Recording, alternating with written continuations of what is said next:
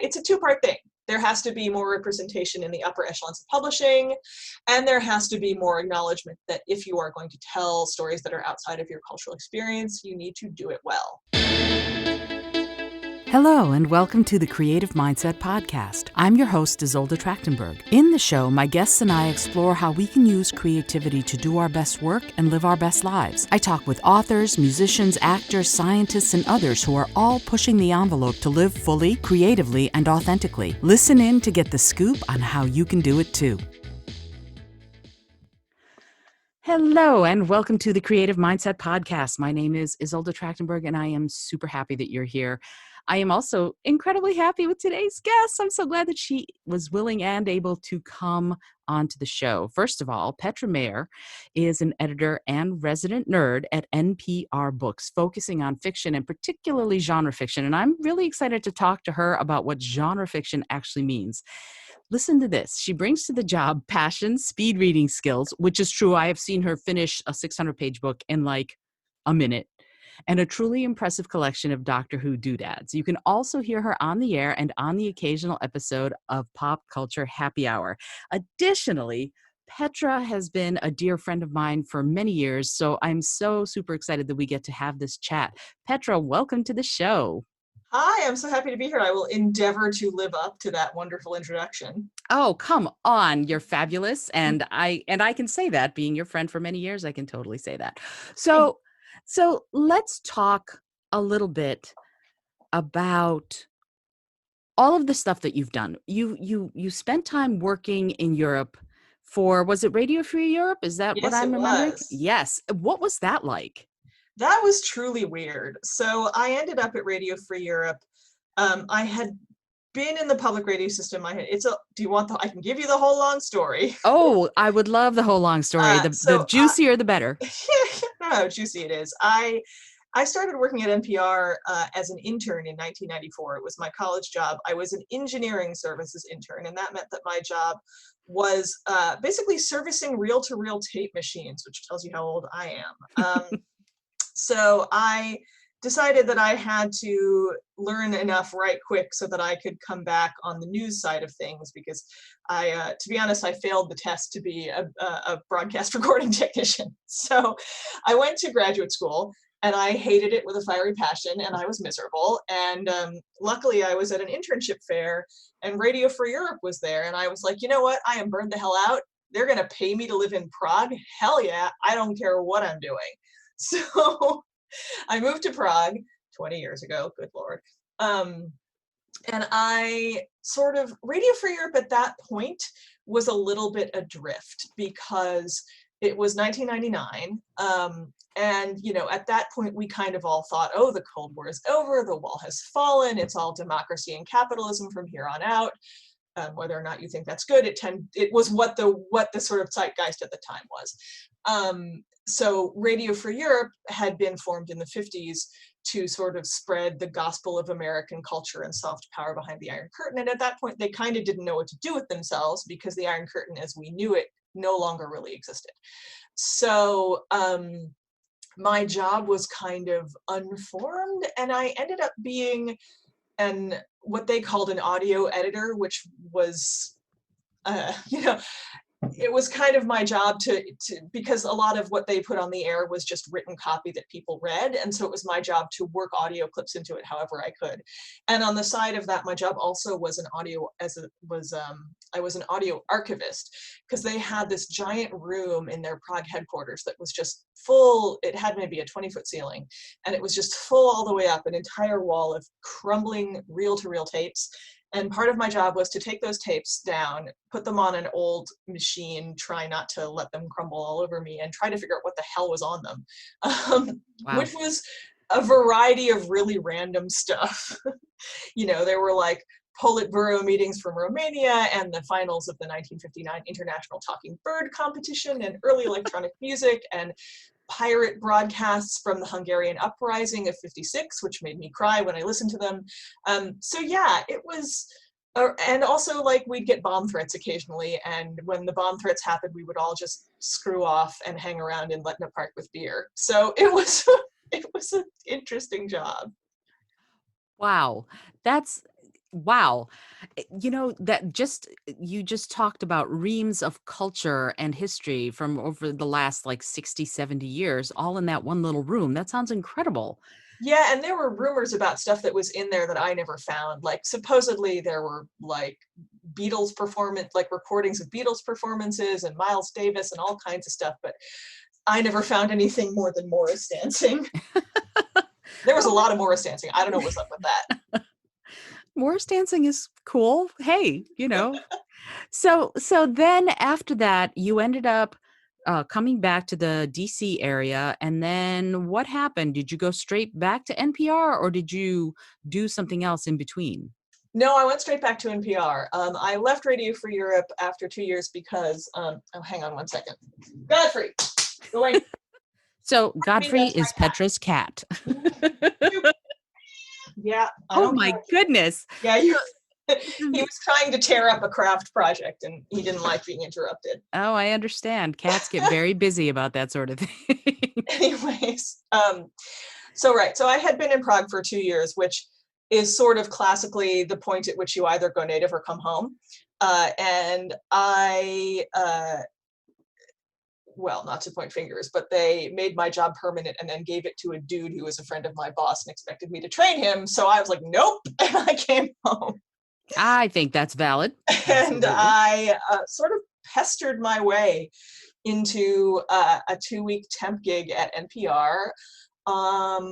I can't remember where I was. I think it was weekend edition Saturday. Um, and that just sort of spun out into an ever expanding string of temp gigs. And after about 2 years, I landed at a permanent job at Weekend All Things Considered, as a sort of junior production assistant. And I was there for about 10 years and eventually sort of worked my way into being the books editor because we had a host for several years who was a really avid reader, and he was a fast reader and he could do a couple of book interviews a week. That's the thing about NPR, by the way. Like, our hosts actually read the books, which is why, like, if your publicist can't get an interview on NPR, it's because your book is probably too long or too complicated, because we do read the whole thing in order to ask smart questions, and that is a real deciding factor in whether your book gets on the air.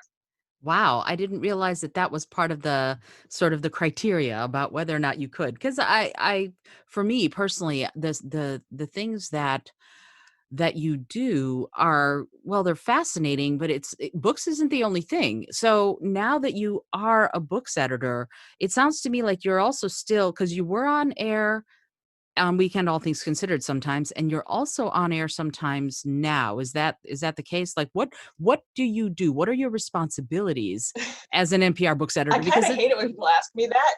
I kind of hate it when people ask me that because it's so hard to explain.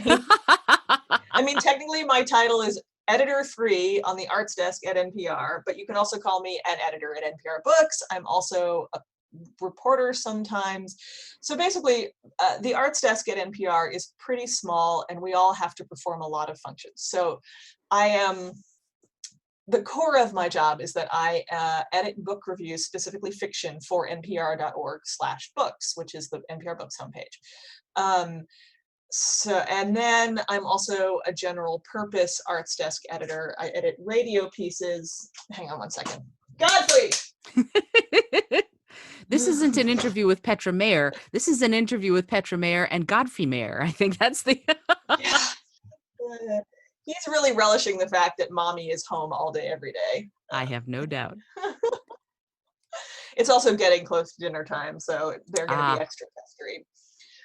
Anyway, so where was it? Right. So my primary job is editing fiction reviews for npr.org/books.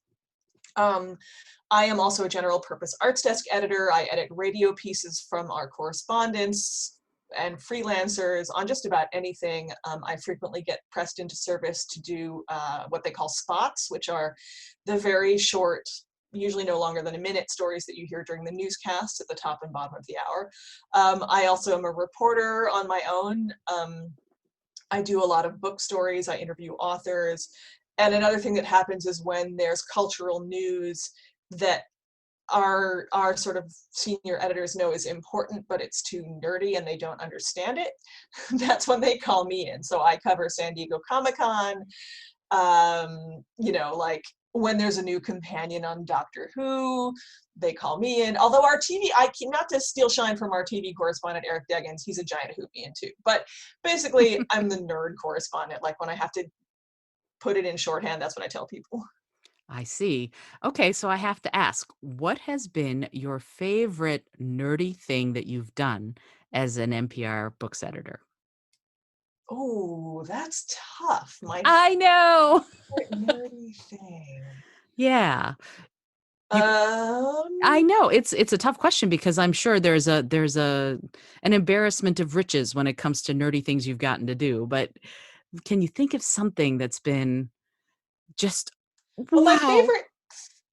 my favorite nerdy thing, uh,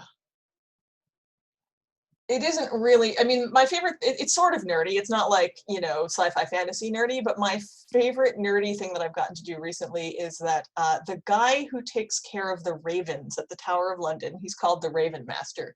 He put out a memoir last year or the year before, I can't remember. And I was in London on vacation, and I arranged to interview him. And so he let me into the Tower of London at 7 a.m. before all of the tourists were there. And I got to follow him around while he like fed the ravens and he talked to them, and like I could hang out with the ravens and I learned all their names and their habits.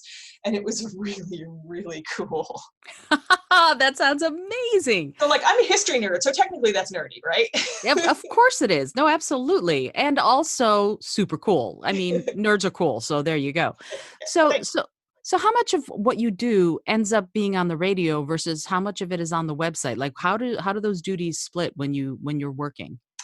Oh, it's maybe like 80% on the website. Although when I'm on the radio too, I also will build out a web component, because that's the thing about the arts desk, is that we were one of the first desks at NPR to be really hybrid digital radio. Like many legacy media organizations, NPR's digital operations were initially very walled off from the radio operations, and now they're, making a real effort to integrate it. So I always try to report my stories for both digital and radio. But I would say 80% of the time I'm doing online only stuff. I also, by the way, I forgot to mention this, recently have been appointed the editor of our new video gaming column. So I'm coordinating a lot of online and on-air video games coverage too. Oh, wow. And especially right now with a lot of people spending a lot of time Oh playing my God, video the amount of games. Animal Crossing coverage we've done. You know, I should probably turn in my nerd card because I have never played Animal Crossing, but maybe someday. I still hold hope. It's So fine. You don't have to pay.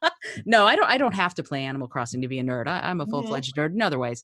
So when you're editing somebody's work, like you're editing a review of somebody else's book, is that what's going on? Is that Yes, what I'm editing. So I am not a reviewer myself. I Mhm. used to be, but because I'm an editorial employee of NPR, I'm really not supposed to express opinions about the areas that I cover. So that actually, it's great. It gets me out of a lot of political arguments because I'm not supposed to express a lot of opinions. It means I can't argue with people online. It's great. I have a pass. Uh, Yeah, oh, I wish I did. I keep getting too involved. So you're editing someone else someone's agent or a publishing company submits a book to NPR and you assign that's not a reviewer, or exactly how it how does works. that work? Yeah, I would love to know because that's Sure. something that's a bit of a mystery. Like, how do you decide It's where? a mixture of things. So Mhm, I have a stable of freelancers because there's just so much out there. I kind of liken it a little bit to representative democracy, right? Like there's so much out there that I cannot one-to-one look at every book and make a decision. So I rely on trusted representatives to tell me what they're interested in. okay. So that's part of it. My reviewers will sort of on a more or less quarterly basis or seasonal basis send me lists of things that they're interested in. Mhm, And then I also am constantly having meetings with publicists for all the major publishing houses. So I don't know when this is going to air, but right now, as we're speaking, it's the end of May, and we're coming up on Book Expo, which is the major trade show of the year. mhm, It's usually in the Javits Center, which is right now an emergency pandemic hospital. right. So Book Expo is a series of virtual meetings this year, but generally that's where where I and a lot of the other people at the shows who deal with books and our nonfiction editor and a lot of other reporters will just go to New York and pack ourselves into a conference room and spend 2 or 3 days of back-to-back-to-back meetings with publicists from all of the imprints, and where they show us their catalogs for summer and fall and into the next year, and we make notes and we fight over who gets what, and we do a lot of advanced planning. And I'm doing meetings like that all year round. So like, if your publicist has a compelling pitch, sure, you have a pretty good chance of getting some attention from us. Hmm. And so in that situation, like at Book Expo, since it's virtual this time, I would imagine sort of the accidental compelling pitch is probably not going to happen. It's got to be, you have to be in the room where it happens, to quote Hamilton. So Well, so and also yes, because there are some serendipitous things. Like one thing that happens at Book Expo is you get tons of freebies, and I take them back to my hotel room and I look through them in the evening, and periodically I find something where I'm like, whoa, this is something we need to pay attention to. Like that happened with Pierce Brown's Red Rising trilogy a few years ago. I got the first one as a freebie at Book Expo and ripped through it in an evening, and it was like, this is an author that we need to pay attention to. So I looked at my stable of reviewers and I found a guy who I was like, he will really be into this. He will do it justice. And I signed it to him, and yeah, that became a whole thing. I'm not taking credit for Pierce Brown's success. Let me just put that right out there. I'm not. But like, that was an example of a serendipitous discovery of something that I felt deserved our attention. and that's really cool that those kinds of things happen, I think, because it is otherwise, if you're going the traditional publishing route, a little bit challenging if to make that sort of serendipity happen, so within that framework, when you find something, like if one of your reviewers pitches it to you, that's one thing. When you find something that you just love, Mm-hmm. the process is you then assign it, and then it goes up as a story, or does it go up on the website? Like, what can you run me through what happens Sure. to a So review? we NPR no longer do on-air book reviews, Mhm, which makes me sad, and I wish I could change it. But on-air book reviews are very laborious. If you hear a book review on air, that is fresh air. It's not us, because mhm, they have Maureen Corrigan, who is their on-air book reviewer. Um, so what happens is, like, once I have decided that we are going to review a book, either because it was pitched to me or I discovered it serendipitously or one of my reviewers pitched it to me, um, then I look at my stable of reviewers and I think about who is best suited to this book, like who has the background or the taste or, or the style that would do it justice. And I ask the reviewer, hey, are you interested in this? Sometimes they say no, mhm. but hopefully they say yes. And then I have a standard deadline, which is 2 weeks before publication. So although nobody ever sticks to that. um, and also, so I have a couple of criteria. Like, I have a deadline. I personally prefer a very conversational style. I want readers to feel like they know my reviewers and they want to know what a particular person has to say about the book. Like, I want them to be appointment reading. Like, oh my God, the sequel to Harrow the Ninth is coming out, or sorry, excuse me, scratch that because I said the wrong thing. Oh my God, the sequel to Gideon the Ninth is coming out. I wonder what Jason Sheehan has to say about that, because he was so crazy about the first book. Like, that's what I want people to think about. So I try very carefully to match books with not who I think will give it a positive review, but who I think is best positioned to review it. Because Oh, we do negative reviews. Like, that's a thing, especially particularly if they can be constructive. Like, we don't do hatchet jobs, but if we can give constructive criticism, we do. Anyhow, so I'm getting off track. um, not at all. once I assign the review, uh, more or less to deadline, the reviewer will turn in the copy, and I will edit it. And hopefully, if they're, you know, everything I want them to be, I won't have to do much editing. I mean, I have to deal with so much volume that I've kind of developed a stable of people that I don't have to edit very much because they're so good to begin with. That's the secret to my job. And so I take that copy, and I'm also, I forgot to say this, on top of my other duties, I'm just a web production grunt. So I take a lot of the interviews that you hear on the shows and I turn them into web pages. And so once a reviewer has filed the copy and I've edited it and I've fact checked it, I've made sure that they haven't, spelled a character name wrong or gotten a plot point wrong, checked their quotes. Then I dump it into our CMS and I create like what we call the book edition page, which has all of our e-commerce information and an image of the book cover. I pull quotes. I include relevant links to like interviews or other work by the same author, other reviews by the same critic. And then I do a final pass on it, and that goes to our copy edit desk, and then it goes up on the website. Oh, is that all? Wow. Okay. Yeah. It's funny because, as the person who's interviewing you for the podcast, I'm like, whoa, but as your friend, I'm double whoaing. That's quite a lot. So when you do that, it goes up on the website, all of that stuff happens. Mm-hmm. And it's all, you are just the fiction side, right? There is an NPR editor for books on the nonfiction side, There is correct? an NPR editor for books. Oh, and I also forgot. I keep forgetting. There are little bits of my job that I forget because there's so many of them. I also run our social media feed. So if you follow NPR Books on Twitter or Facebook or Tumblr, that's me. We don't have an Instagram because I'm old and I can't deal with Instagram.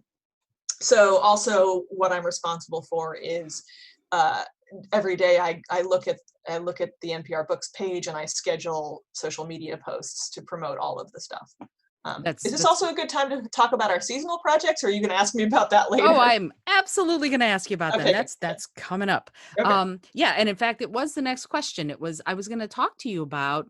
I know that every year for a few years now, you've been doing something called the Summer Concierge Series, and that's actually the summer reader poll. The concierge is in the winter. Oh, see, there you go. I have my facts wrong. So, talk about both of them if you would. The reader poll, what it is and what it means, and also the concierge series. That'd be great if you could Sure, talk a yeah. little bit about what those are.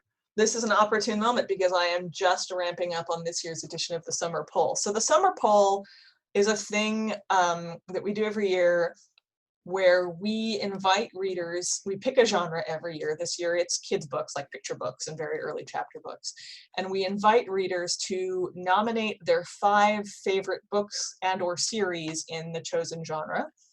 And then I take those thousands and we use a forum on our website that dumps everything into a Google Doc, and sort of there's no set period that the voting is open. The voting is open until I go, oh my God, there's 5,000 votes. I can't handle any more of this. And I close the poll. And then I take the Google Doc with 5,000 votes, many of which will be misspelled. And I sort of rectify everything and sort it and classify it and figure out how many votes each title or series got, and I take the top 250 of them and I send them to a panel of judges, because this is not just a straight up poll. If it were, like, we would literally have nothing but Harry Potter for every single genre. In order to best provide a service to our readers, we can't just reflect back what they like. It has to be a discovery tool. It has to be more balanced. It has to include voices that are otherwise overlooked. So that's where the judging panel comes in. We have 4 people, authors or critics, in the chosen genre. So this year, because it's kids books, our kids books columnist Juanita Giles is one of the judges. Margaret Willison, the internet's favorite librarian, is one. And then we have 2 amazing authors, Linda Sue Park and Andrea Davis Pinkney.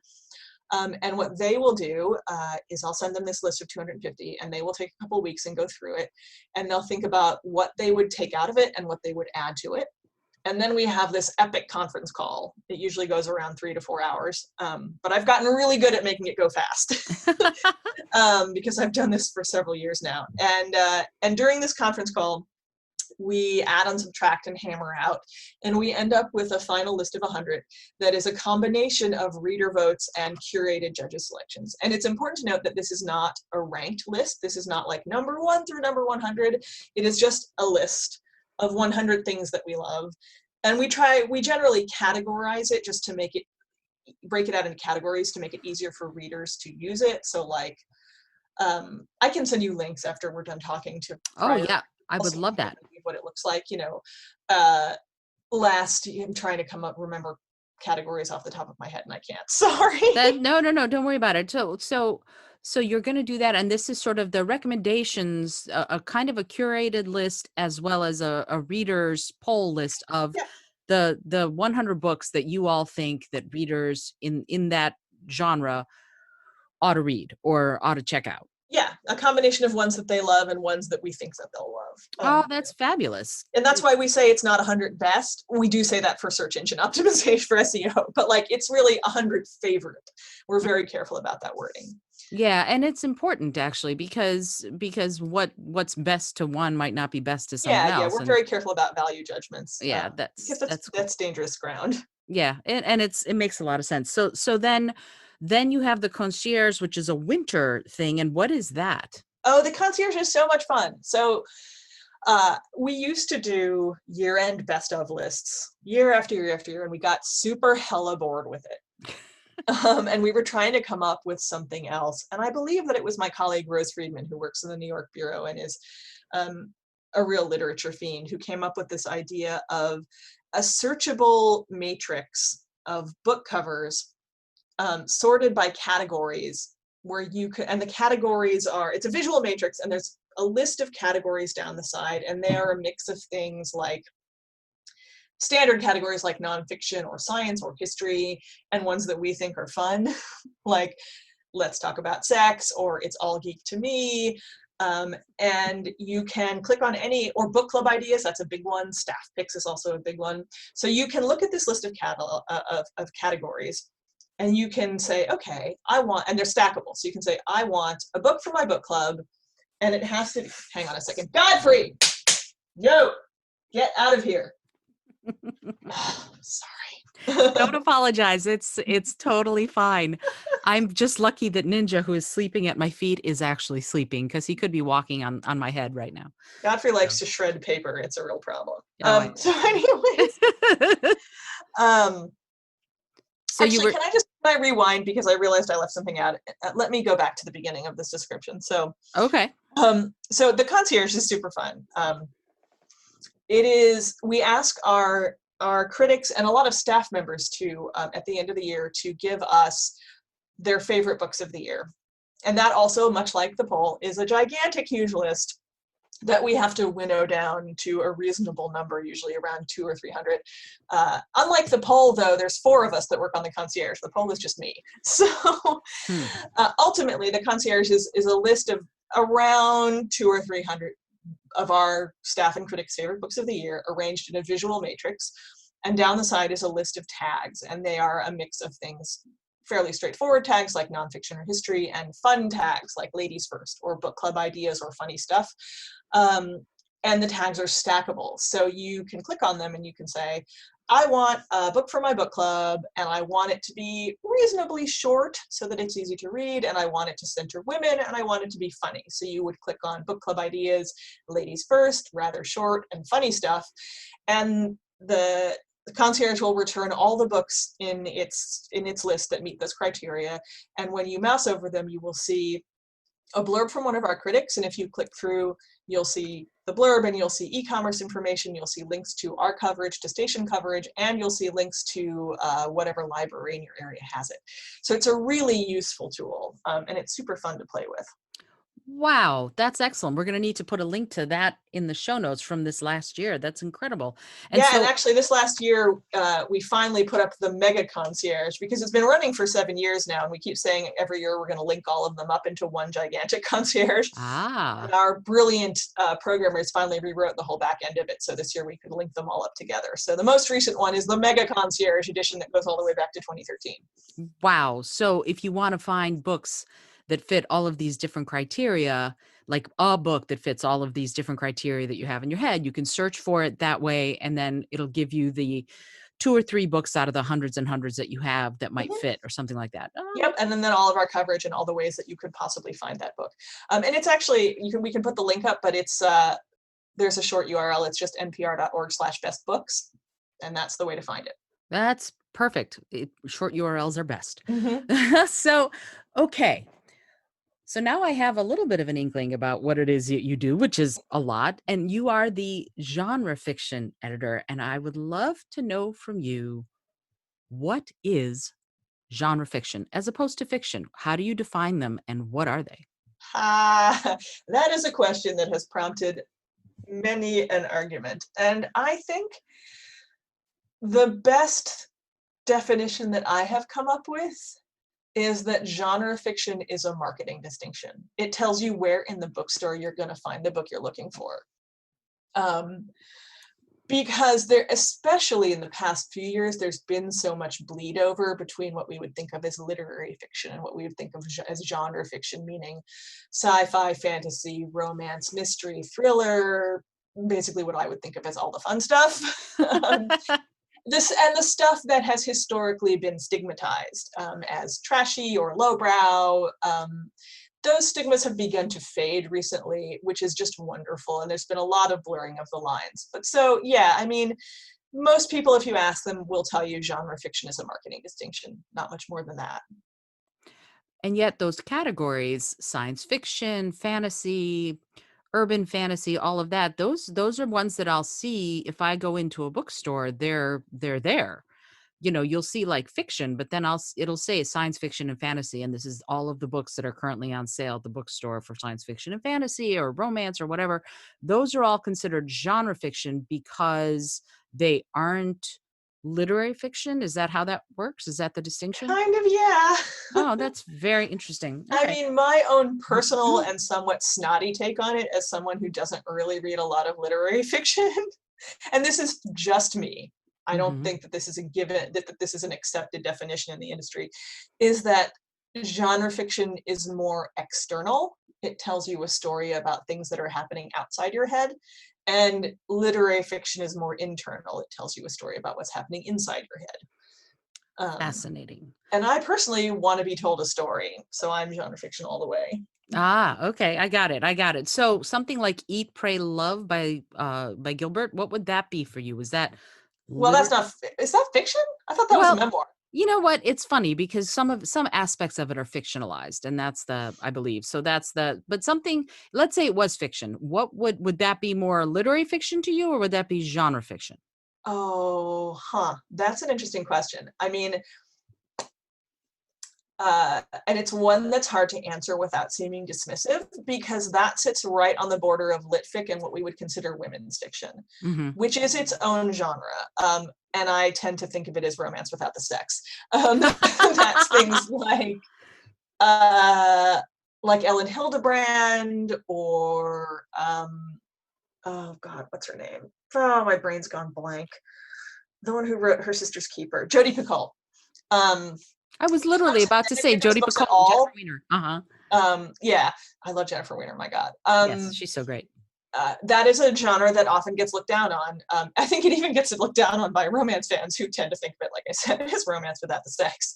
Um, so yeah, that's a Eat, Pray, Love is an interesting thing because it's a little bit of a hybrid. It is very internal. It's about one woman's it's about a little bit about human nature and this one woman's journey from one state of being to another, which I would classify as the provenance of literary fiction. Mhm. But it is also specifically by, about, and more or less for a female audience. So that puts it kind of on the border of women's fiction. Interesting, interesting. It's always fascinating to me when books sort of uh, can span genre. You know that they can be one and part of one, and then also part of another, and still speak to different audiences. I think that sometimes authors get pigeonholed into one or the other, and Yeah, then for when they sure. when they do something that's outside of that, it becomes challenging as far as marketing and all of that.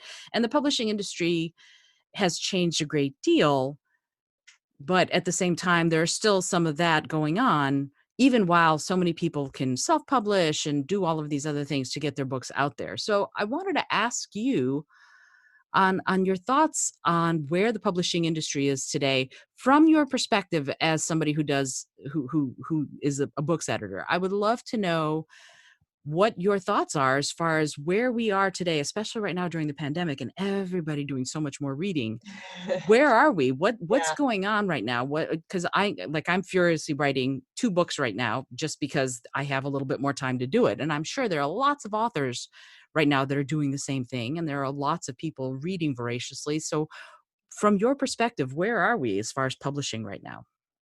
In a really interesting place. But before I get into that, I just want to say I'm a little worried that what I've been saying will be perceived as, ghettoizing certain kinds of fiction, or saying that men or women or whoever shouldn't read particular things. And I just want to say all books are for everybody. Read what makes you happy. Absolutely. Um, that being said, we're in a really interesting moment in the publishing industry. I am not super up on the exact facts and figures of the business right now in the pandemic. Interestingly, what seems to be happening is that it's hitting the physical book supply chain. Hmm. Like actual book deal, the publishing industry in terms of like book deals and stuff like that is rolling along, but like how are you going to get physical books? Don't know. That might be difficult in a few months. Um, so the publishing industry is also at this kind of inflection point, right? Where like it has for a long time been extremely white. And that is starting to change, partially because, as you said, self-publishing is allowing people, women and writers of color, to break down those barriers and bypass the traditional publishing structure. You probably heard earlier this year about the kerfuffle around American Dirt and issues of cultural appropriation, and that really brought up this conversation about who gets published, who profits from whose stories. And I'm hopeful that there's going to be some change in the industry. Historically, it's been real hard for authors of color to get published because the marketing people will be like, well, we don't know who's going to read that. That has just a limited audience. But they'll happily hire a white author who's telling the same story. Hmm. So we're kind of at a point where that conversation's in the foreground, and hopefully going forward, we're going to see a lot more diversity in publishing. That's also happening in sci-fi and fantasy right now, particularly because the amazing and goddess-like N.K. Jemisin just won 3 Hugos in a row. I think she's the first person to do that, let alone the first African-American, let alone the first woman. Woohoo! And she attracted the ire of a lot of sort of reactionary forces in the sci-fi and fantasy world, which we will not get into because it's just sad. But in sci-fi and fantasy particularly, there's just this amazing boom right now of diverse writers and fantasy worlds that aren't European, and it makes me incredibly happy to see. And it's also just really good. Oh my God, if you haven't read Fonda Lee's Jade War series, do it. It's like a fantasy kung fu movie in your head. Ooh, that sounds amazing. And I'm a martial artist, so of course my ears perked up. I have You not would read it. love it. Oh my God, it's like Kung Fu Fighters powered by magical jade. Wow, it's really good. I'm definitely putting that in the show notes. You must read this book, obviously. It might, like, I know your taste and it might be a little too violent for you, but it's very stylish. It's like mob family crime drama set in this fictionalized Southeast Asian inspired nation that's recently shaken off colonialism, and the rebel forces who fought the colonizers have now morphed into dueling crime families that are fighting over the island supply of magical jade that powers the kung fu fighter. It's a whole thing. I love the book. Wow. It's really good. That sounds like my kind of book, and I'm okay with violence depending on what the violence is. If it's violence against women, I am not okay with it. If it's women being badass fighters, I'm As all I about it. recall, the only violence against women involves female fighters who give as good as they get. Then I'm totally good with that. I have no problem with that. I have two problems: violence against women, violence against animals. I cannot do, but Sure. otherwise, violence, I'm fine with it. So yeah, when you're talking about this idea of diversity really blossoming in the publishing industry, and it seems like it's coming around. Where do you see it going from here on in? How do you see it growing? Where do you see the tendrils extending, moving forward into the next few years? Well, I want to say, though, especially in sci-fi and fantasy, there has been a blossoming recently. The publishing industry overall has a long way to go. Okay. And what I would like to see is going forward, and I'm starting to see it a little bit, is more editors being, more people of color being hired as editors, as managers, because that's the way you truly diversify without ghettoizing. You hire people of color and then let them direct what gets chosen and published and covered. You don't say like, oh, this is our Black imprint and we're just gonna put Black people there, Right. Right. No, that makes a lot of sense. And within that, it allows for subjects that otherwise have not been getting sort of the light of day shined on them to get the light of day shined on them. And I think that's important, so important. Yeah. Because Oh, another area that I'm seeing right now is a lot more trans representation, particularly in trans and non-binary, particularly in YA. And YA is where you've got a lot of real like current events issue coverage, because it, when it's not like fantasy dystopia like the Hunger Games, there's a lot of YA that deals with all of the crap that kids now have to deal with. And it's a place where I'm seeing a lot of real interesting things happen in terms of representation. and that kind of diversity feeds into the exact next question that I was going to ask you, which is, what are the most challenging subjects that you're seeing writers handling right now? Oh, interesting. I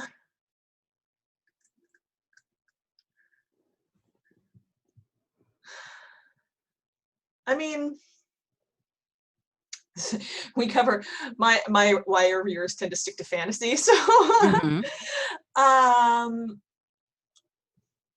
I mean, are you asking about like sort of big issue books? Because I think racism is the big issue that racism, definitely. I mean, it's the pervading sin of our society today, and it is a big thing that I see being tackled by writers in all. Oops, sorry, that was work bothering me. Sorry. Anyways, what I was going to say is racism is an issue that I see getting tackled at all levels and in all genres. I mentioned N.K. Jemisin, and she won the Hugo for her Broken Earth trilogy, which is, among other things, I mean, it's just a really solid, engrossing speculative fiction series, but it Mhm. is also a subtle and powerful and punch you in the face meditation on colonialism and oppression. And that's the kind of thing that is going on all over the place in publishing right now. And I really like to see it. It's yeah, I'm like, I have other questions, but yeah, I just want to honor that for a second, because there's so, especially right now, we could be talking about things ripped from the headlines. It's so important to focus on it, and to do it in a way that educates as well as enlightening. There's Mhm. something there's something that's so poignant about that to me, that there are writers, especially writers of color, who are out there telling these stories that are so important to be told. Now, I have a question that you can choose not to answer, Sure. and I'm going to ask it anyway. You Mhm. said something that sparked this question, and I went, "Oh, and now this seems like a really good time to bring it up." You said that there are publishers who will hire a white writer to tell a story that they would not have hired a writer of color to tell at times. That has happened. So, how how do we go past that? How do we I don't know, bypass it? How would you suggest dealing with that process of the fact that those diversity stories need to be told by the people who have lived through that?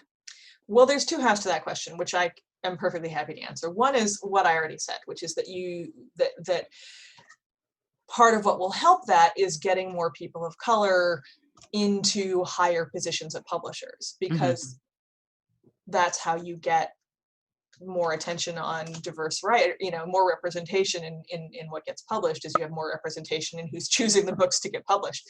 The other thing I want to say is, because I was thinking about the whole kerfuffle over American Dirt, and one of the things that came out of that was white writers sort of being all huffy and saying, well, I can't write about that, I haven't lived it, I can only write about what I know because I'm white, boo-hoo. And that is not true. If you talk to any person, any writer, well, not any writer, but the people that I talk to, and I did some research on this, will say anybody can tell any story. The problem is when you do it badly, right? Mhm. So if a publisher, what happened with American Dirt is that the publisher hired a white writer to tell this story about Mexican refugees, and she did a really bad job of it, and that's what pissed people off. Mhm. Like, it was really inauthentic. The writing wasn't very good. People who had that experience looked at this book and said, what the hell is she talking about? So I don't want to say people can't tell stories about things that they haven't lived, but if you are going to do that, one of the things that's incumbent upon you is to speak to people that have had that experience, to incorporate what they say, to be able to take criticism and sit with it and honor it and not get all huffy, um, and to do your best to do it well. And before you do it, to make sure that the people that you're writing about have had a chance to tell their own story. So, if you're going to write a story about Mexican refugees, you look around and you say, hey, are there authors who've had this experience and have had a chance to tell their story? Is it the right time for me to jump in? And if it is, then go ahead. And if it's not, write your book anyways and just sit on it for a couple of years. Use that time to make it better. So yeah, it's a two-part thing. There has to be more representation in the upper echelons of publishing, and there has to be more acknowledgement that if you are going to tell stories that are outside of your cultural experience, you need to do it well. That's a succinct answer. I like it. I just did this podcast for NPR. They have this thing called Life Kit, Mhm. which is a sort of advice podcast on how to do various things. And so they asked me to do an episode on how to write your novel. And so I actually talked to a whole lot of writers about this, and specifically a writer and a friend of mine named Tempest Bradford, who helps run this workshop called Writing the Other. And she has a lot of really interesting stuff to say about that. So I gotta hand it to Tempest. I'm mostly parroting what she said.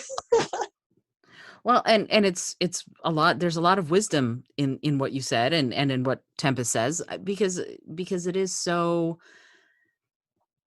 as someone who writes books, I feel like I want to be cognizant and aware and sensitive of the issues that surround the books I'm trying to write, or the potential issues. And I want to make sure that I'm not being ridiculous when I write characters who are different from who I am and from what I know. You know what I mean? So I think it's Absolutely. so that's, and I wanted to, and so I appreciate you saying that, because I think this idea of writing diversity well, it can't be just from inside your head.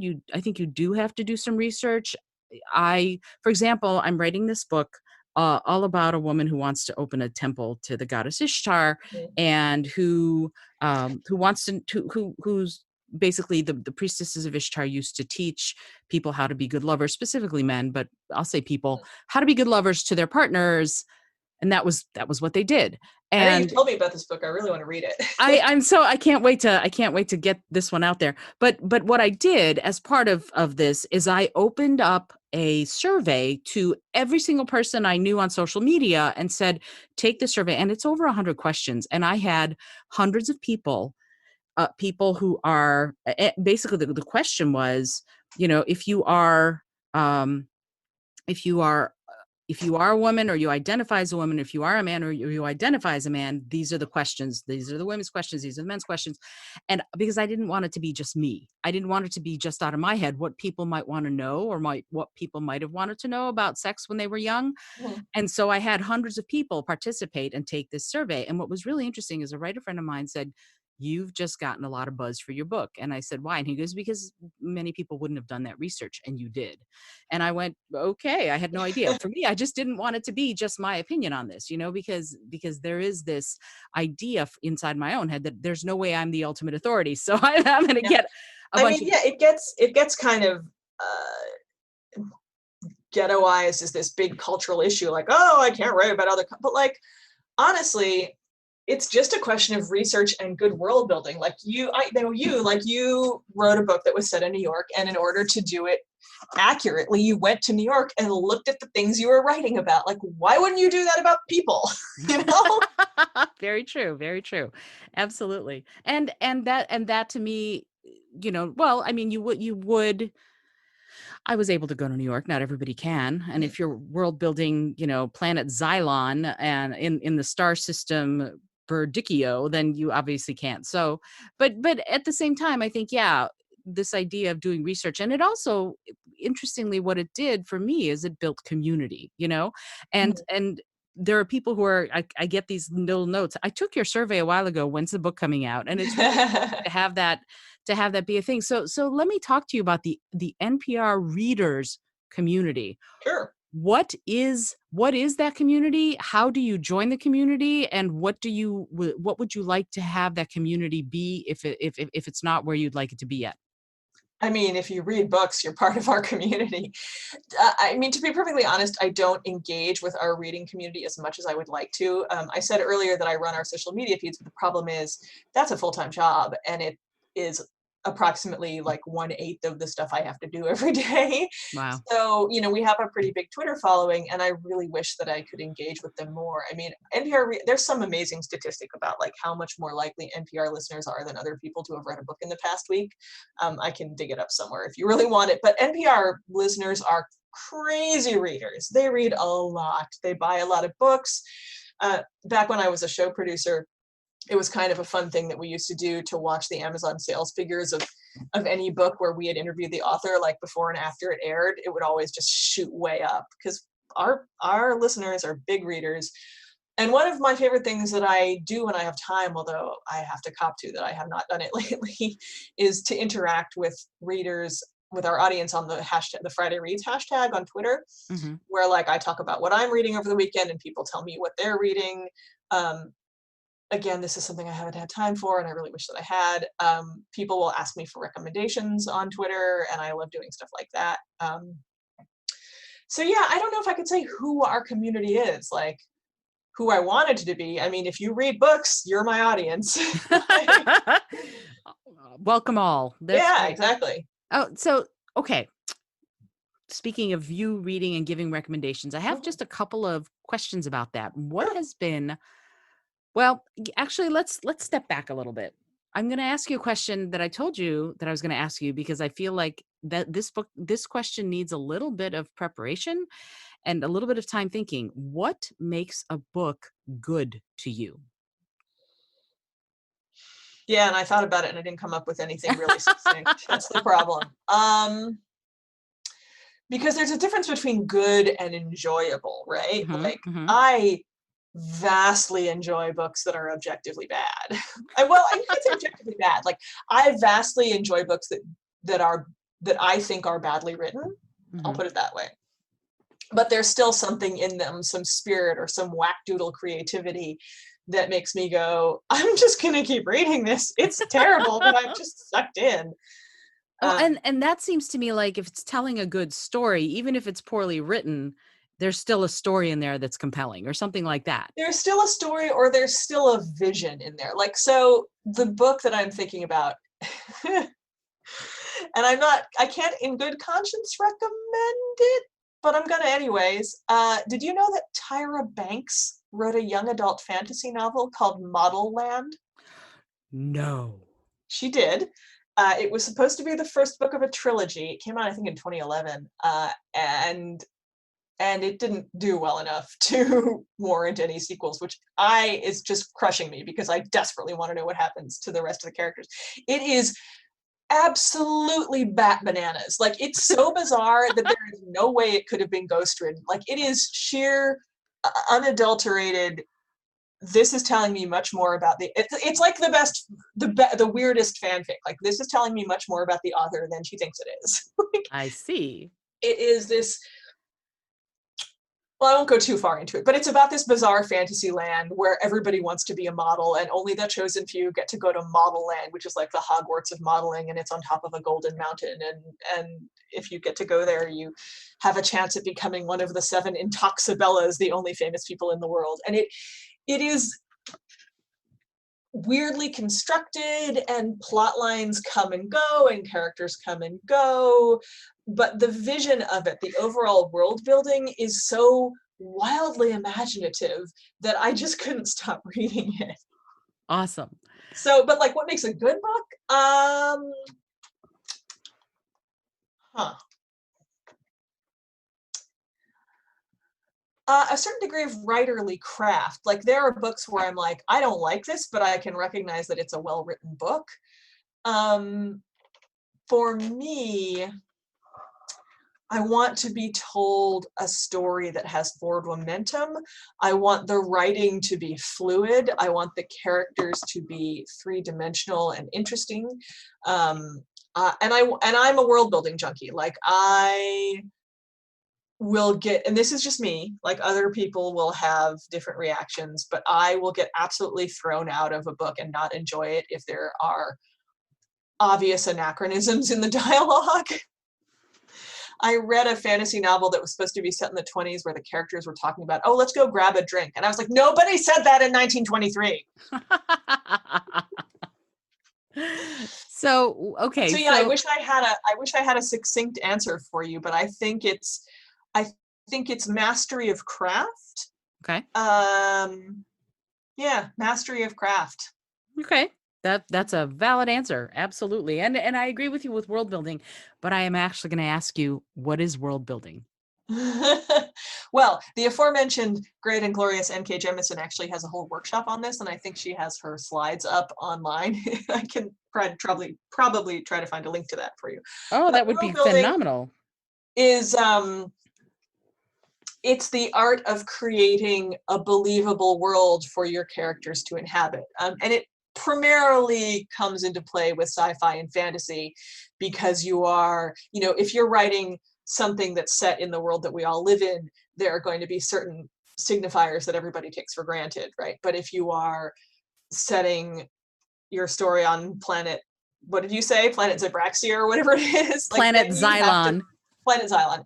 Then you have to think about from the ground up what Planet Xylon looks like, uh, and how you are going to immerse your readers in it, whether you are going to sort of build it from the ground up with every single possible detail about climate and various countries and their cuisines and their politics and what they all wear, in which case you are Robert Jordan and you're not a very good writer, but I'm going to read the hell out of you anyways because I'm obsessed with that shit. Or you are going to just kind of let readers sink into it and reveal details about the world as they become relevant to the plot. But yeah, it's the art of creating a believable world. And that's beautiful. I like that. For anyone who, if you're listening to this and you're going, what is it? What how do I do this? What I want to write, but I don't. Now you have your very, very beginning. And in fact, I'm going to ask another question Mm-hmm. that if someone is sitting there going, I've always wanted to write a book, but I don't, what how would what's your recommendation for how people who want to write or edit, how should they start? Like what is the process in your mind? Ooh. Someone who wants to write, what should they do besides the sit down and write something? What do you I mean, think that's they the answer, honestly. So I did a whole podcast about this, and I can send you a link to it where I talked to like the guys from NaNoWriMo and I talked to authors. And that is 20 minutes of solid advice on how to get started writing. But the best advice I can give is to muzzle your internal editor, because I know that this is my problem. Um, and I think it's a problem that a lot of other people have, that when they sit down to write, there's a voice in their head that goes, you're not a real writer. What are you talking about? You can't do this. That's bullshit. If you don't put pen to paper and instantly you are Virginia Woolf, then you are nothing. Mm, And that's nonsense. Shut that voice up. The other thing I would say is when I spoke to the guy from NaNoWriMo, Grant Faulkner, he gave me this idea of time confetti. Because a lot of times, like, you're living your life and there's no way you can sit down you don't have, like 2 hours where you can sit down at your perfect writing nook with your cup of coffee and the sunshine streaming in and you could write the great American novel. But what you probably have got, like, is this time confetti, which is like 5 or 10 or 15 minutes throughout the day where you would normally just kind of be screwing around on your phone looking at Twitter. And if you catch yourself doing that, you can go, no, I'm going to spend this time just putting my pen on the paper or my fingers on the keyboard and seeing what comes out. exactly that. I love that. That's beautiful because I think we all write differently. I don't know anybody who's got a sunshiny nook and the perfect cup of coffee. I think everybody, at least every author I know, we write when we can and we write where we can. And I think, tell me what you think about this. I personally think that people write differently. Some people have to have pen and paper. Some people are better on the computer. I dictate voice to text. That's how I write my books. I dictate voice to text and I walk along with my phone and I talk into it, and I speak it. I speak the books. So when you hear of people writing and doing their thing, what is the most prevalent as far as you're concerned? And is there one that's more optimal? I don't know. Honestly, that's not a thing that I have ever asked people. I would say what's most optimal is what works for you. But I will say, it's really interesting to hear that you talk your books, because one of the most common pieces of advice that I give to my writers is, have you read this out loud? Because if it's hard to say, it's probably hard to read. Natural cadence is not a thing most people have, and that's not a value judgment, it just is. Mhm. But you can learn it, and part of how you learn it is by reading your stuff out loud, because your breaths will fall natural. The way your breaths fall naturally will help you fall into a writing rhythm that's much easier to read than if you hadn't been reading it out loud. Absolutely. I agree completely. and and I sort of read it out loud as I'm writing it, and then I read it out loud afterwards, because Mhm. Oh, because good. that's storytelling to me. And to me, books are stories we just happen to have written down. So, if you're going to tell a story, that's a beautiful way to do it. So thank you for that. I think Sure. that's really, because sometimes I think people, we live inside our own heads and we don't remember that other people think similarly until they say something. So thank you for Mhm. saying that. Uh coming I do want to I want to touch on the video games thing that you said. I had no Oh, sure. idea.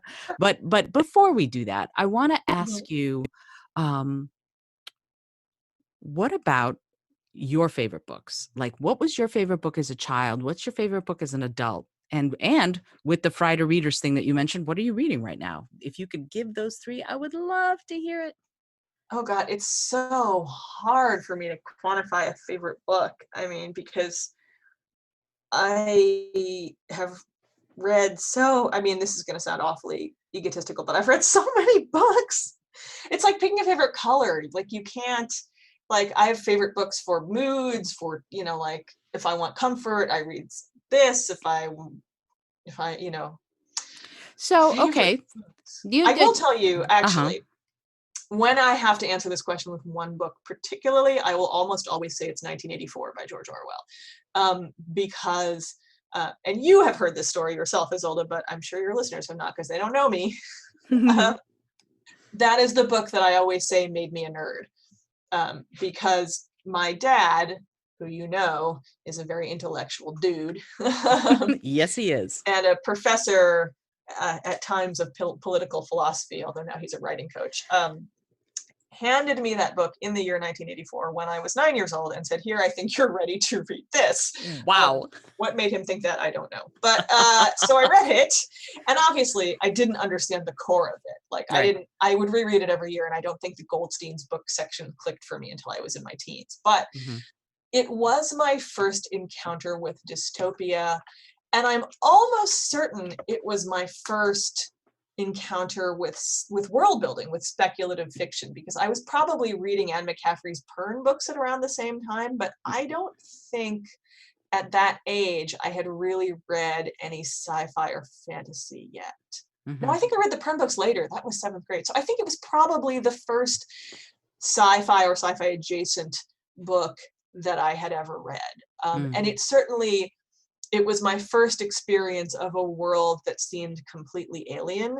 Because if you read that book, the first sentence is, "It was a bright, cold day in April and the clocks were striking 13." And 9-year-old me went, "What? April's not cold and clocks don't strike 13. What is this?" Right. I was like transfixed. And it was from there, it was all downhill from there. And a lifelong love affair began. Yeah, pretty much. Yeah, Um, So sorry, I got distracted. What were you Uh, wanted my favorite book as a child? and your favorite book as an adult, if you have one. And Probably 1984 covers both of those, okay. honestly, because I read it when I was 9. And what are you reading right now? Oh, right now. So this is a thing that I actually want to talk about because I've had to do an awful lot of quarantine reading stories, and I want to just let people know that if your brain is so messed up by the pandemic that you can't read, that's okay too, because that happened to me. For 2 months, I could not read. All I did was Wow. knit and play Animal Crossing and watch Food Network. My brain was busted. And finally, about a week and a half ago, I picked up a book that I had to flip through for work, and I got sucked in and I started reading, and I was like, oh God. And it was like just cool rain falling in my head. Suddenly I could Ah, read again. So what I have done with that is I have ripped through Martha Wells' Murderbot Diaries, which are just so fun. These are a series of sci-fi novellas, although the first full-length book just came out, I think, this month, maybe. And they are about a security robot that has hacked its own governing module and become independent. It's an AI, right? It has independent thought. Uh, and it and all it really wants is for humans to leave it alone so that it can watch TV. Whereas it like downloads media. Like it has a soap opera that it loves called Rise and Fall of Sanctuary Moon, and it just wants humans to leave it alone so it can watch. But it keeps getting pulled into these scrapes with various crews of humans that it has been contracted to.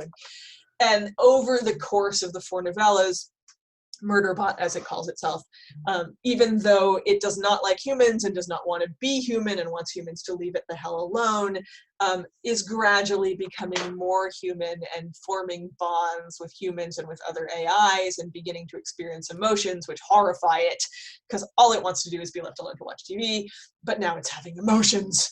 And it's wonderful. I love it. It's one of my favorite sci-fi books of the past like decade or so was Anne Leckie's Ancillary Justice, which was similarly about an AI that had previously been the consciousness of a giant starship learning to exist as a human. So if you liked that, Murderbot is like that, but way more cranky and with a much worse attitude. ooh, sounds a little like Red Dwarf for some reason. Kinda, yeah. Yeah, It's like just Ancillary Justice crossed with Red Dwarf. That's a I good love way of it. putting it. That's great. Oh, that's fabulous. Okay. I say this to everybody I interview. I just have a few more questions if that's Sure. okay. So, is there a taboo subject? Is there a subject people ought not to be writing about? And if so, what is it? Huh. Um, That's an interesting question because it goes back to what I was talking about before. There's really nothing that's off limits as long as you do it well and thoughtfully and are prepared for people to be mad at you about it. Um, So but have I'm a thick serious skin. about doing it well and thoughtfully, and that is Okay. a way harder job than most people think it is. Um, I mean, I don't want somebody writing the next Turner Diaries. Like that's off limits. Hmm. But unless you're just, unless you're spewing vile hatred, no, there should be no limits. Just make sure that it is the right time for you to tell the story, that you are the person to tell the story, and that you're doing it well. That's fair. And doing it well there's so much that goes into that, really studying the craft and really practicing. Mm-hmm. They say somewhere, I've read somewhere, that you write 3 books before really you ought to consider publishing one. Don't try to publish the first one you There is a write. thing I've encountered that I think of as first novel syndrome. Yes. Yeah. And it's funny, I go back, I've been doing this thing where I have been getting on Facebook Live and reading my books. And just because, right? Just Mhm. because I wanted to read them. And I read book 1 of my series and went, okay, I'm a different writer now. And it's nice to know that I didn't hate the book. I know a lot of writers hate their first book. I didn't hate it. I liked it fine. But I'm a very different writer today than I was back in 2011. So it's good to know that hopefully, we grow as we write more, we develop our own voice. And that's another question I wanted to ask you actually Absolutely. is, what is your voice? What is a writer's voice? That is an interesting question. Can I actually, before I answer that, just go back to the previous question because I thought of one more thing Sure, of course. about things that are taboo.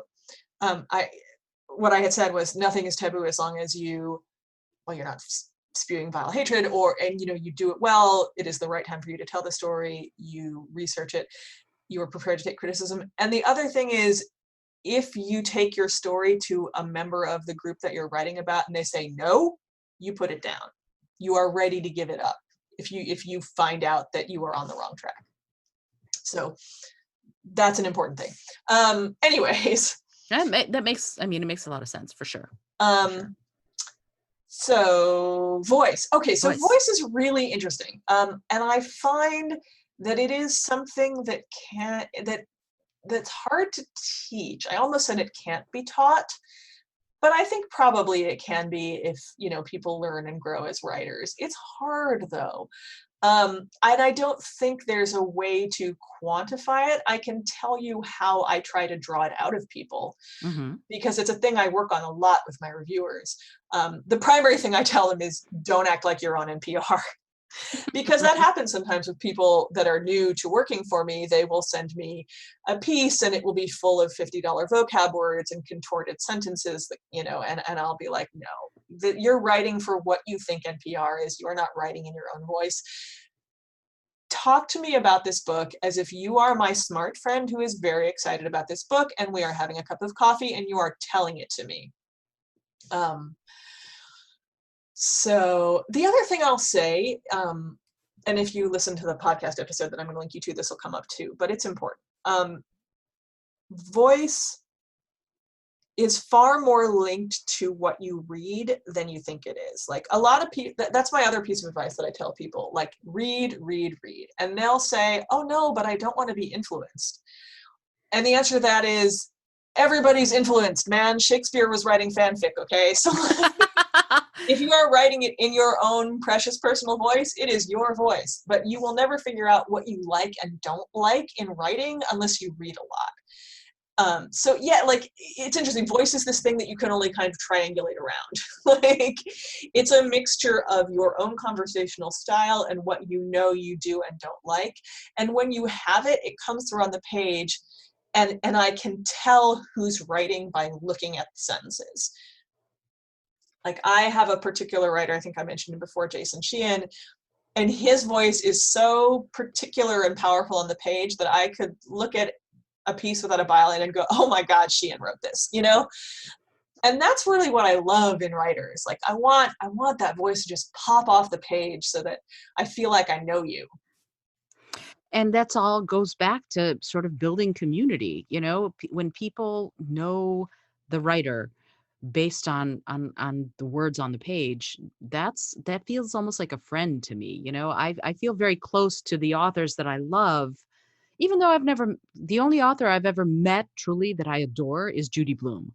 Everybody else I've just loved I've worshiped from afar. And yet I feel like I would love to have a cup of tea with them. You know what I mean? Yeah, exactly. That's exactly So, right. That's a good point. And I'm really glad to hear that Judy Blume was cool. I have actually never met her. I would hate it if she wasn't cool. she would, yeah. The next time we go to Key West, I'll hook you up. Cool. Yeah, she was amazing and a complete delight. So which made me feel so happy because I read English in part because I read her books when we first immigrated. So that's how I sort of learned how to read because no one actually taught me. So, okay, we're down to the last few questions. Oh, good, because it's getting on towards dinner time. I don't know if you can hear it, but as we say in this house, the flops phone is ringing. I understand. I hear it. I love it. So yeah, and I'm actually I won't keep you too much longer, but I did want to say video games. Excuse me. Hello. Let's talk about that for a second. Sure. What's that? What's that? What are you doing for NPR as far as video games? Well, so for a long time, we've run this sort of semi-regular series called Reading the Game, which is about storytelling in video games. But we've sort of begun to ramp up video game coverage because, video games are, along with movies and TV, one of the preeminent art forms of our time, and they are amazing vehicles for storytelling. Like the the main big studio video games that are around now, and I'm not talking about stuff like, first-person shooters like Overwatch or Fortnite or whatever, although those are super interesting in all kinds of ways. Mhm. But the sort of degree of novelistic storytelling and cinematic storytelling. Why did my printer just turn itself on? Jesus, stop. Well, you said we're talking about technology, so Yeah, technology had to make itself known. my printer does this weird thing where like it will refuse to print in the moment, but then a day or two later, it'll print whatever I want it to. So, It likes to keep you on your toes. anyways, what I was going to say is the degree of sort of cinematic and novelistic storytelling that's going on in, just to name a couple of games that are like either out right now or about to come out. Hang on a second. Printer, what the cut it out. Okay. I love the fact that you were going, what the shit? And then it went ding dong. It's like you bleeped yourself. You can bleep that out if you want. Oh, no. To do my radio mannerisms and not actually cuss. No worries. Actually, the beauty of doing this podcast and making it as unedited as possible is that I just put the little explicit sign on the episode and we're good to go. So okay, good. I'm not worried about it. Cool. Anyways, games right now, they're basically like sort of movies and novels combined. They're just fascinating. There's so much going on. And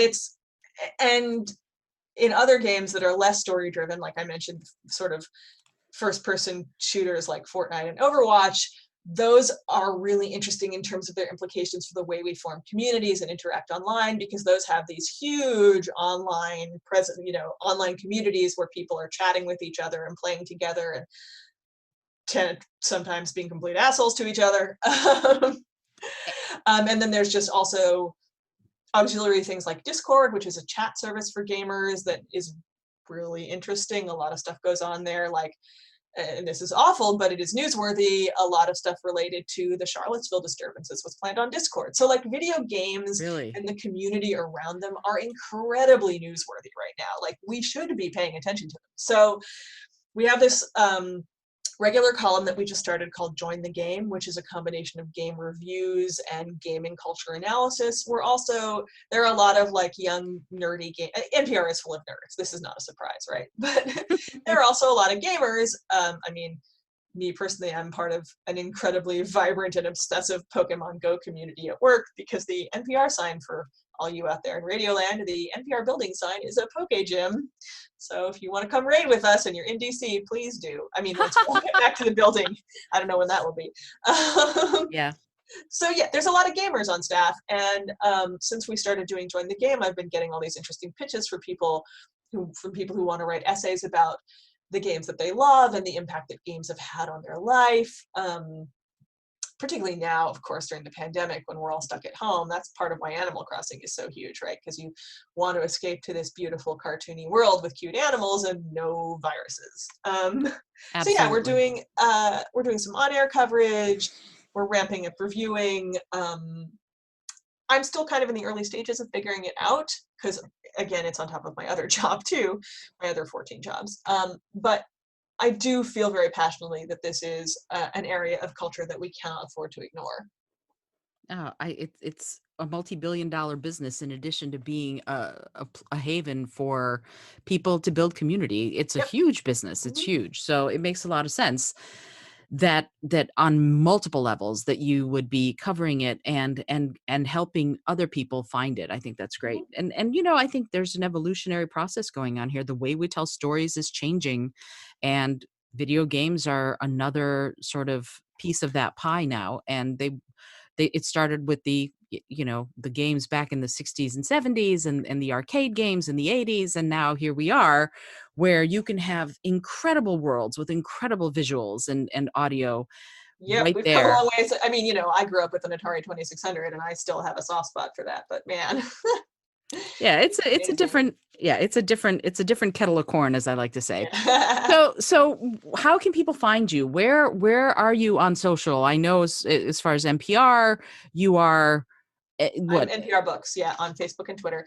My personal Twitter account, which I am really erratic and crappy about, but feel free to try to find me there, is Petramatic, like automatic, Petramatic.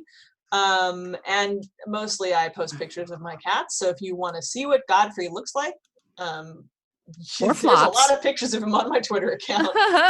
Yes, it's Godfrey, Pete, and Flops, and they are wonderful Yeah, kitties. yeah, yeah. And then one last question before I let you go. It's a question I ask everybody who is on the show, and it's something that I think is it's something that I like to ask because I think it allows you to conceptualize and really sort of funnel things down into one thing. Mhm. If you had a plane, and I know how much you love to fly, but if you had a plane and you were to skywrite something for the whole world to see, what would you say? Hmm. Luckily, there's a phrase that captures both my passion for reading and my love of RuPaul's Drag Race, and that is reading is what? Fundamental. Fabulous. Fabulous. I thought you were going to say what people say about me behind my back ain't none of my business. That's what because that's another RuPaulism. It's true. So yeah. Yeah, this has been so wonderful. I am so grateful to you for taking the time, and I know you have cats to feed, but Oh, it really was thank so you. much fun. The cats can suck it. They can wait. Yeah, I know you wait on them hand and foot, so I understand. Godfrey is like right here on my desk lying on the mouse. I love it. Hi. I love it. Yeah. So yeah, Petra, really, I'm so grateful that you took the time and to basically drop this much wisdom about so many subjects. And I really encourage all of you who are listening, find Petra and follow her. She is the queen of reading as far as I'm concerned. And if she recommends a book, I've never had her recommend a book to me that I did not love. So find her, follow her, and you will not be sorry. In fact, I'll get all sorts of tweets coming at me going, "Thank you for the recommendation. This is awesome." So thank you again, Petra. This is Isolde Trachtenberg for the Creative Mindset Podcast. I hope that you've enjoyed today's show. If you are liking what you're hearing, rate and review the podcast wherever you listen, whether it's on Apple, Google, Spotify, or wherever you happen to tune in. And also comment and let me know. I'd love to hear from you about what you think about the guests that I'm having, because you know that the podcast has shifted gears a little bit. Now it's really pretty much an interview show where I'm talking to creative peak performers who are sharing their wisdom and expertise to help the next generation of creative peak performers. So if you're here and you're listening, please let me know what you're thinking. Until next time, this is Isolde Trachtenberg, and I send you all of my love.